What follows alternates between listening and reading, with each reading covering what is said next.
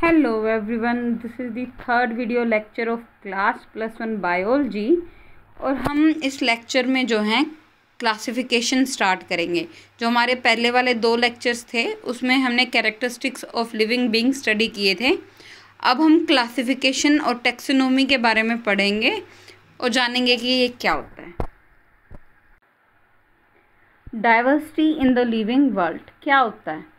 One word में अगर हम इसका मतलब समझे तो होता है biodiversity. Diversity in the living world meaning biodiversity, the diverse form of organism on अर्थ। कितने डिफरेंट टाइप के ऑर्गेनिज्म जो हैं वो अर्थ पे प्रेजेंट हैं, उनकी स्टडी को हम बायोडाइवर्सिटी कहते हैं।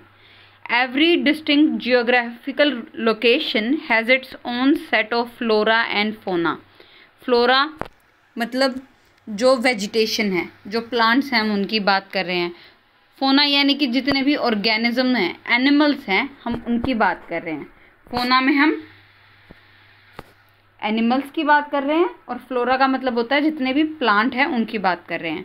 तो यहाँ पे सिर्फ ये लिखा हुआ है कि जो जियोग्राफिकल लोकेशन होती है जहाँ पे हम हैं वहाँ के आसपास का एनवायरनमेंट होता है, उसके अकॉर्डिंग वहाँ पे प्लांट और एनिमल्स मिलते हैं। जैसे कंगारूज जो हैं, जो मार्सुपियल्स होते हैं, वो मोस्टली ऑस्ट्रेलिया में मिलते हैं, या कुछ ऐसे ऑर्गेनिज्म या प्लांट हैं जो सिर्फ अफ्रीकन एरिया में मिलते हैं। तो हमारी जियोग्राफिकल लोकेशन के हिसाब से वहाँ पे जो है डिफरेंट काइंड के प्लांट और एनिमल्स मिलते हैं। Each different kind of plant, animal or organism represent a species। एक तरह का प्लांट या एनिमल या हम कहें ऑर्गेनिज्म, वो एक स्पीशीज़ को डिनोट करता है, रिप्रेजेंट करता है। कहने का मतलब जैसे हम ह्यूमन स्पीशीज़ को रिप्रेजेंट करते हैं, डॉग उनकी स्पीशीज़ को रिप्रेजेंट करता है।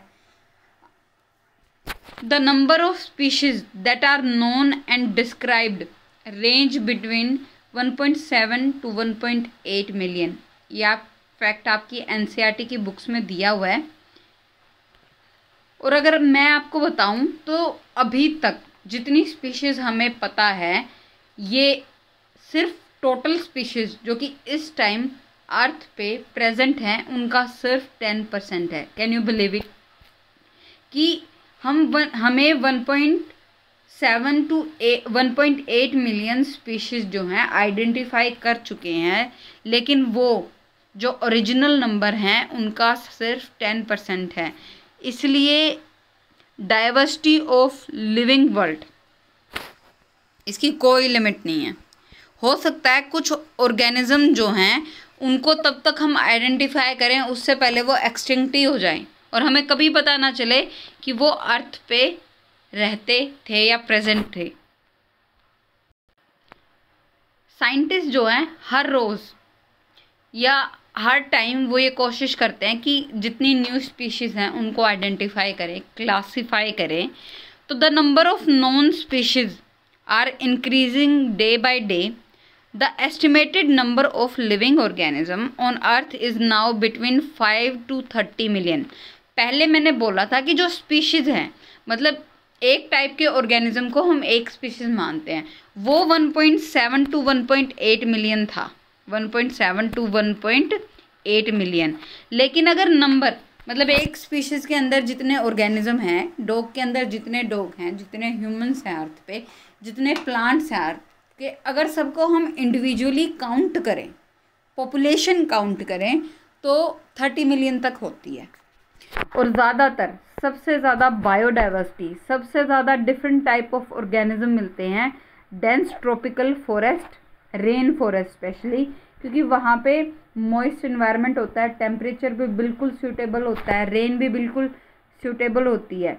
जैसे कि अमेज़न फॉरेस्ट जो है अर्थ, वहाँ पे सबसे ज़्यादा बायोडाइवर्सिटी मिलती है, वो ट्रॉपिकल रेन फॉरेस्ट का एक एग्जाम्पल है। और अंडर वाटर रीफ्स, वहाँ पे बायोडाइवर्सिटी सबसे ज़्यादा मिलती है। अब यहाँ पे मेंशन किया हुआ है कि जो हमने 1.7 to 1.8 मिलियन स्पीशीज़ की बात की थी, उनमें से 1.25 मिलियन स्पीशीज़ जो हैं वो एनिमल्स की हैं और 0.55 मिलियन स्पीशीज़ जो हैं वो प्लांट की हैं। इन्हें हम स्टडी कर चुके हैं और इनके कैरेक्टरिस्टिक डिस्क्राइब हो चुके हैं और इनको हमने साइंटिफिक नेम भी प्रोवाइड किया है। अच्छा, क्या आपको पता है कि सबसे ज़्यादा नंबर किस स्पीशीज़ का है? सबसे ज़्यादा नंबर ऑफ ऑर्गेनिज्म किस स्पीशीज़ में है? इंसेक्ट्स के अंदर। इंसेक्ट का नंबर जो होता है वो इतना है कि अगर हम इंसेक्ट को एक तरफ ले लें और बाकी सारे ऑर्गेनिज्म को एक तरफ ले लें, स्टिल इंसेक्ट का नंबर बाकी सारे ऑर्गेनिज्म के टोटल नंबर से ज़्यादा होगा। ऐसा इसलिए क्योंकि जो इंसेक्ट्स होते हैं उनके बॉडी के अंदर उनका जो एक्सोस्केलेटन होता है, बॉडी के ऊपर की जो कवरिंग होती है वो हार्ड होती है और वो काइटिन की बनी होती है। जब हम आर्थ्रोपोडा फाइलम करेंगे फर्स्ट यूनिट के अंदर ही, तो हम डिटेल में स्टडी करेंगे कि उनका एक्सोस्केलेटन काइटिनस होता है, जिसकी वजह से वो काफ़ी हार्श इन्वायरमेंट में भी सर्वाइव कर जाते हैं। और इसलिए, और सर्वाइवल ऑफ द फिटेस्ट तो हमें पता है, इसीलिए जो है इंसेक्ट का नंबर बाकी सब ऑर्गेनिज्म से ज़्यादा होता है। Every year 15,000 new organism are discovered, 1000 are still unknown and are yet to be identified and described. It is practically impossible to study each and every individual. Obviously, हमें एक species का एक ऑर्गेनिज्म मिल गया, उसको हमने नाम दे दिया कि इसके जैसे जितने भी ऑर्गेनिज्म हैं वो इस स्पीशीज़ में आते हैं। लेकिन अगर वो सारे ऑर्गेनिज्म हम इंडिविजुअली स्टडी करने लगें तो ये इम्पॉसिबल है। अगर हम ह्यूमंस को भी, हर एक ह्यूमन को भी इंडिविजुअली स्टडी करेंगे तो वो भी प्रैक्टिकली इम्पॉसिबल है। अगर सारे स्पीशीज़ के ऑर्गेनिज्म को स्टडी करने लगे तो वो तो कहाँ से ही पॉसिबल है। Also it is difficult to remember their names, character and uses. जैसे ह्यूमंस में तो हम अपने आप को नाम देते हैं, लेकिन बाकी ऑर्गेनिज्म को हमने स्पीशीज़ को नाम दिया हुआ है। जैसे ये सेब का पेड़ है, ये आम का पेड़ है, ये प्याज है, ये आलू है, ठीक है। लेकिन हमने एक एक पेड़ का नाम नहीं रखा हुआ कि इस पेड़ का नाम ये है, इसका ये है, इसका ये है। नहीं, ऐसा नहीं होता है, क्योंकि अगर हमें एक एक ऑर्गेनिज्म का नाम याद रखना पड़ा तो वो काफ़ी डिफ़िकल्ट हो जाएगा। इसलिए बायोलॉजिस्ट ने क्या किया, biologist has devised techniques for identification, naming and grouping of various organism by comparing similarities and dissimilarities with already known organism. जैसे एक बार हमने कोई स्पीशीज़ आइडेंटिफाई कर ली, जब उसका पहला ऑर्गेनिज्म साइंटिस्ट ने देखा तो उन्होंने उस स्पीशीज़ के सारे कैरेक्टर स्टडी किए और उस स्पीशीज़ को एक नाम भी दिया। उसके बाद कोई नया ऑर्गेनिज्म आता है तो हम उसके कैरेक्टर स्टडी करेंगे जो कि उन ऑर्गेनिज्म के साथ, जो कि ऑलरेडी हमें पता है, तो हम देखेंगे कि किस ऑर्गेनिज्म के साथ इसकी कितनी सिमिलरिटी है और किसके साथ कितनी डिससिमिलरिटी है। उसके अकॉर्डिंग अगर वो किसी से 100% मैच होता है तो हम उसको उसी स्पीशीज़ का ऑर्गेनिज्म मानेंगे। नहीं होता है, वो किसी नॉन ऑर्गेनिज्म के साथ मैच, उसके कैरेक्टरिस्टिक नहीं हो रहे हैं, तो वो न्यू स्पीशीज़ बन जाएगी। उसको हम नया नाम देंगे कि हाँ भाई, और किसी के साथ इसके कैरेक्टर्स नहीं मिलते, ये किसी नई स्पीशीज़ का ऑर्गेनिज्म है।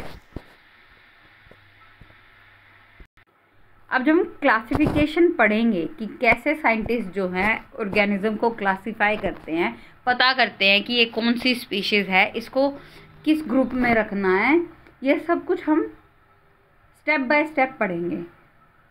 तो कुछ टर्म्स हैं जो हमें पहले क्लियर होनी चाहिए कि इससे पहले हम पढ़ें क्लासिफिकेशन ऑफ लिविंग ऑर्गेनिज्म, जिसमें सिस्टमैटिक्स एक वर्ड है। Generally the terms such as classification, systematics and taxonomy are used interchangeably, but G Simpson relate them to separate fields. क्या है कि यूजुअली क्या करते हैं बच्चे कि उनको लगता है सिस्टमैटिक्स, टेक्सोनोमी, क्लासिफिकेशन, जो वर्ड बार बार इस पूरी यूनिट में यूज़ होंगे वो सेम है। लेकिन जी सिम्पसन और कई ऐसे टेक्सोनोमिस्ट थे जिन्होंने कहा कि नहीं, इन टर्म्स में कुछ डिफरेंस है, वो डिफरेंस हमें पता होना चाहिए। Scientists who study and contribute to the classification of organism are known as systematists or taxonomists, and their subject is called systematics. वो साइंटिस्ट जो कि सिर्फ न्यू स्पीशीज डिस्कवर करते हैं और ऑर्गेनिज्म को क्लासिफाई करते हैं, उनको या तो हम सिस्टमैटिस्ट कहते हैं या टैक्सोनोमिस्ट कहते हैं।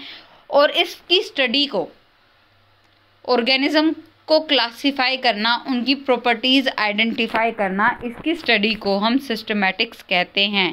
और ये इम्पोर्टेंट है कि जो सिस्टमैटिक्स टर्म थी वो कार्लोस लीनियस ने दी थी। आगे भी हम इसका नाम कई बार पढ़ेंगे क्योंकि ये फादर ऑफ बाइनोमियल नोमेनक्लेचर है। तो कार्लोस लीनियस का नाम हमें पता ही होना चाहिए, कई टर्म्स इन्होंने दी थी। अच्छा, यहाँ पे ना एक एग्जाम्पल की हेल्प से मैंने आपको बताया हुआ है कि जैसे अगर कोई हमें पूछेगा कि अपने बेडरूम को डिस्क्राइब करो, तो हम उसको हर एक चीज़ इंडिविजुअली नहीं बताएंगे। हम क्या कहेंगे कि ये मेरी बुक्स रखी हुई हैं यहाँ पे, ये मेरे टॉयज़ रखे हुए हैं, यहाँ पे मेरे कपड़े हैं। हम एक एक बुक तो नहीं बताएंगे उसको कि ये बुक है, ये बुक है, ये नोटबुक है, या ये एक एक कपड़े हमारा एक एक कपड़ा उसको नहीं दिखाएंगे। हम उनको कैटेगराइज करेंगे कि भाई ये बुक्स है, ये है, ये पर्टिकुलर चीज़ है। तो उससे जो चीज़ें हैं वो सिंप्लीफाई हो जाती हैं। ऐसे ही जब हम किसी सिटी को डिस्क्राइब करेंगे तो हम इंडिविजुअली हर एक बंदे का नाम नहीं बताएंगे, हर एक बिल्डिंग का नाम नहीं बताएंगे। हम कैटेगराइज करेंगे, या तो उसको ऑटोमोबाइल के बारे में बताएंगे, या लोगों के बारे में बताएंगे, या कहेंगे कि ये बिल्डिंग्स हैं। तो कैटेगराइज करने से चीज़ें सिंप्लीफाई हो जाती हैं। दिस इज़ वाई हमें सिस्टमैटिक्स की नीड समझ में आती है। तो अगर सिस्टमैटिक्स की एग्जैक्ट डेफिनेशन की मैं बात करूं, it is the study of diversity of organism and all their comparative and evolutionary relationship based on comparative anatomy, physiology, biochemistry, ecology. क्या कह रहे हैं कि टैक्सोनॉमी भी study of diversity of organism ही होता है और सिस्टमैटिक्स भी study of diversity of organism है। तो डिफरेंस क्या है? डिफरेंस ये है कि सिस्टमैटिक्स में हम ऑर्गेनिज्म की इवोल्यूशनरी रिलेशनशिप को भी स्टडी करते हैं, यानी कि किस ऑर्गेनिज्म, क्या इनके एंसेस्टर थे, किस ऑर्गेनिज्म से इनके कितने कैरेक्टर्स मिलते हैं कि हम ये कह सकें कि कुछ सालों पहले, कुछ हज़ार सालों पहले ये दोनों स्पीशीज़ एक हुआ करती थी, लेकिन ये डिफरेंट कंडीशन की वजह से इनमें वेरिएशन आई और आज के टाइम पे ये दो डिफरेंट स्पीशीज़ हैं। तो ये सब कुछ हम सिस्टमैटिक्स में स्टडी करते हैं, लेकिन टैक्सोनॉमी जो है वो एक ब्रांच है सिस्टमैटिक्स की, जिसमें हम सिर्फ ऑर्गेनिज्म को क्लासिफाई करते हैं। लेकिन जब हम उनकी इवोल्यूशनरी रिलेशनशिप को भी स्टडी करते हैं तब हम उसे सिस्टमैटिक्स कहते हैं। तो इवोल्यूशनरी रिलेशनशिप जो है हम उसकी एनाटॉमी के बेस पे, ऑर्गेनिज्म की फिजियोलॉजी, बायोकेमिस्ट्री या इकोलॉजी के बेस के किसी भी फीचर के बेस पे हम उसकी इवोल्यूशनरी रिलेशनशिप को स्टडी कर सकते हैं। टैक्सोनॉमी मैंने अभी बताया था कि it can be considered as a branch of systematics. Systematics deal with the evolutionary relationship between organism. Systematics try to determine which organism share a recent ancestry with others, कि इसका सबसे recent ancestor कौन है, किससे ये species जो है arise हुई है। Systematists are concerned about the amount of evolutionary change that may have occurred between ancestries, कि जो इसके ancestor थे और जो आज की ये present species है इसमें क्या क्या इवोल्यूशनरी चेंज हुए हैं। लेकिन टैक्सोनॉमी सिर्फ डील करती है classify and naming organism. Taxonomy is the study of principle and procedures of classification. उसको सिर्फ ऑर्गेनिज्म को क्लासिफाई या कैरेक्टराइज करने से मतलब है कि हाँ ये कैरेक्टर इस ऑर्गेनिज्म में है तो इसको इस ग्रुप में रखना है। कार्लोस लीनियस की तरह हमें जॉन रे का नाम भी पता होना चाहिए, क्योंकि उन्होंने जो है स्पीशीज टर्म कॉइन की थी। उन्होंने पहली बार स्पीशीज वर्ड यूज़ किया था, और इसके अलावा उन्होंने मोनोकोटिलेडोन्स और डाइकोटिलेडोन्स टर्म भी जो हैं वो यूज़ की थी। हमें पता है ना, सीट 2 टाइप के होते हैं, मोनोकोट और डाइकोट। कार्लोस लीनियस जो है, दोबारा से उसको हम फादर ऑफ टेक्सोनोमी कहते हैं, और उन्होंने 2 बुक पब्लिश की थी। फर्स्ट वन इज सिस्टमा नेचुरे और दूसरी थी सिस्टमा प्लांटे, जिसका हम आगे नाम भी पढ़ेंगे, डोंट वरी। तो ये भी हमें पता होना चाहिए। पहला कि सिस्टमैटिक्स टर्म उन्होंने दी थी, दूसरा कि उन्होंने फादर ऑफ टेक्सोनोमी कहते हैं, तीसरा कि सिस्टमा नेचुरे और सिस्टमा प्लांटे जो बुक्स थी वो भी कार्लोस लीनियस उनके ऑथर थे। ये हमें पता होना चाहिए। ब्रांचेस ऑफ टेक्सोनोमी क्या है कि टेक्सोनोमी में हम क्लासिफाई करते हैं ऑर्गेनिज्म को। तो आज जिस प्रिंसिपल पे हम ऑर्गेनिज्म को क्लासिफाई करते हैं, स्टार्टिंग में वो प्रिंसिपल अलग थे। जब सबसे पहले हमने ऑर्गेनिज्म को क्लासिफाई करना स्टार्ट किया तो उनको क्लासिफाई करते थे उनके मॉर्फोलॉजिकल ट्रेट्स के बेस पे, कि वो बाहर से कैसे दिखते हैं, उनकी मॉर्फोलॉजी क्या है, इसके बेस पे ही हम उनको ग्रुप कर देते थे कि ये स्पीशीज़ में आएगा, ये इस ग्रुप में आएगा। This is called classical taxonomy और अल्फा टेक्सोनोमी। उसके बाद आर्टिफिशियल टेक्सोनोमी, उसमें क्या था, हमने हैबिट और हैबिटेट ऑफ ऑर्गेनिज्म को भी कंसीडर किया। हैबिट का मतलब कि उसकी हैबिट्स क्या क्या हैं उस ऑर्गेनिज्म की, सिर्फ उसकी मॉर्फोलॉजी नहीं, उसकी हैबिट, उसका बिहेवियर क्या है। और हैबिटेट का मतलब है वो प्लेस जहाँ पे वो रहता है, वो प्लेस जहाँ पे ऑर्गेनिज्म रहता है उसको हम हैबिटेट बोलते हैं। तो इनको भी कंसीडर किया गया आर्टिफिशियल टेक्सोनोमी में। उसके बाद बात आती है प्रैक्टिकल टेक्सोनोमी की। इसमें यूटिलिटी क्या है किस ऑर्गेनिज्म की, वो पॉइंट कंसीडर किया गया। जब हम ऑर्गेनिज्म को क्लासिफाई करते थे प्रैक्टिकल टेक्सोनोमी के अकॉर्डिंग, तो हम ये देखते थे किस ऑर्गेनिज्म की क्या यूटिलिटी है। उसके बाद अगर नेचुरल टेक्सोनोमी की बात करें, is based on natural similarity amongst organism, कि जो ऑर्गेनिज्म हैं जिनके अंदर सिमिलरिटी होती थी वो एक स्पीशीज़, जिनके अंदर डिसिमिलरिटी होती थी, कुछ उनके अंदर सेम नहीं होता था, कॉमन नहीं होता था, उनको अलग अलग स्पीशीज़ में रख दिया। ऐसे ही कुछ और ब्रांचेस भी हैं टेक्सोनोमी की, जिनको आपको एक एक को याद करने की ज़रूरत नहीं है, बस just go through them once. जैसे साइटोटेक्सोनोमी, वो साइटोलॉजिकल स्टडीज़ पे बेस्ड थी। साइटोलॉजिकल स्टडीज़ की हम माइक्रोस्कोप में जो है सेल स्टडी करते थे। कार्योटेक्सोनोमी जो है वो न्यूक्लियर और क्रोमोसोमल स्टडीज़ पे बेस्ड थी।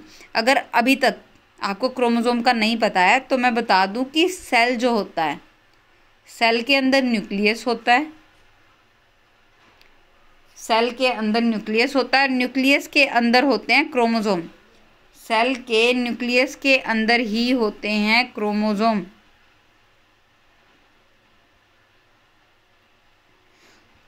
और हर स्पीशीज़ में नंबर ऑफ क्रोमोसोम अलग होते हैं। हर स्पीशीज़ में, जैसे ह्यूमन के अंदर जो क्रोमोसोम है वो है 46, हमारे अंदर जो क्रोमोसोम है वो है 46। ऐसे ही हर स्पीशीज़ के अंदर जो डिफरेंट स्पीशीज़ में आते हैं उनके अंदर नंबर ऑफ क्रोमोसोम डिफर करेंगे।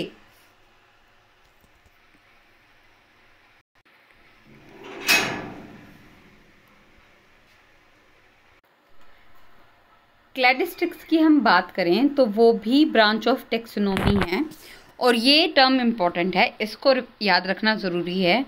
Cladistics classify organism according to the historical order in which the evolutionary branches arose. मतलब ये भी एवोल्यूशनरी स्टडी को कंसीडर करता है कि जो इस ऑर्गेनिज्म की किस ऑर्गेनिज्म के साथ एवोल्यूशनरी रिलेशनशिप है।